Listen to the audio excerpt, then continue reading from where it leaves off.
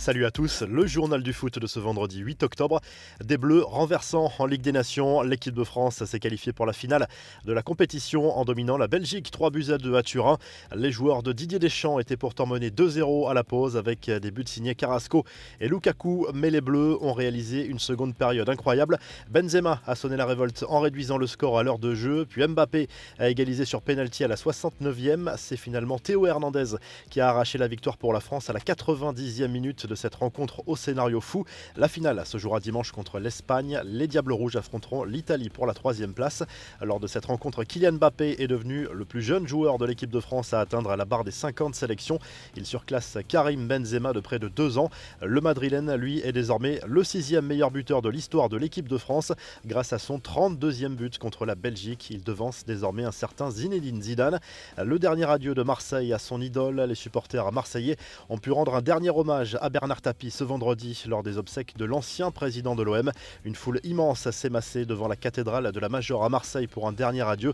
Jeudi déjà, les supporters olympiens ont pu saluer la mémoire de celui qui a permis au club de remporter la Ligue des Champions en 1993 avec un très bel hommage au stade Vélodrome devant plusieurs milliers de personnes. Les infos et rumeurs du mercato, Johan Laporta confirme Ronald Koeman à son poste pour le moment.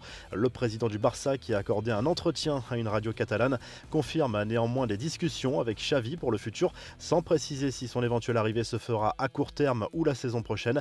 Laporta est revenu également sur le départ de Lionel Messi l'été dernier, un départ inévitable selon lui. Je sais qu'il avait envie de rester, mais il avait aussi beaucoup de pression à cause de l'offre qu'ils avaient. Je pense qu'il savait que s'il ne continuait pas, il irait au PSG. J'espérais à la dernière minute qu'il y ait un changement de rythme et qu'il joue gratuitement. J'aurais été complètement convaincu, mais nous ne pouvons pas demander à un joueur du niveau de Messi de le faire, a expliqué le président Blaugrana. Du côté du Borussia Dortmund, on espère garder Erling Haaland l'été prochain. Le club allemand s'est mis en tête de prolonger le contrat de son buteur en lui proposant de doubler son salaire selon les informations de As, mais le Norvégien est déterminé à partir l'été prochain. Les infos en bref, Cristiano Ronaldo pourrait être définitivement débarrassé d'une affaire qui remonte à 2009. Elle fait suite à la plainte d'une Américaine qui avait émis de graves accusations contre le joueur portugais. Les faits se seraient déroulés dans un hôtel de Las Vegas, mais l'affaire pourrait être classée sans suite en raison d'irrégularités, a recommandé un juge chargé d'examiner la procédure civile. L'affaire avait déjà été abandonnée au pénal. On file en Amérique du Sud, le Brésil poursuit son sans faute dans les qualifications à la Coupe du Monde 2022. La Seleção a battu le Venezuela la nuit dernière sans Neymar suspendu. Le Parisien était en tribune et sous bonne escorte. Marquinhos a marqué. La visite de l'Argentine au Paraguay a elle provoqué des scènes de liesse à l'issue du match conclu par un match nul 0 partout. Les supporters paraguayens ont envahi le terrain et se sont précipités sur Lionel Messi pour prendre des selfies ou simplement toucher la star de l'Albi Céleste. Sur le terrain, le joueur du PSG a subi de nombreuses fautes lors de cette rencontre. La revue de presse, le journal L'Équipe revient bien sûr sur la victoire des Bleus contre la Belgique en demi-finale de la Ligue des Nations.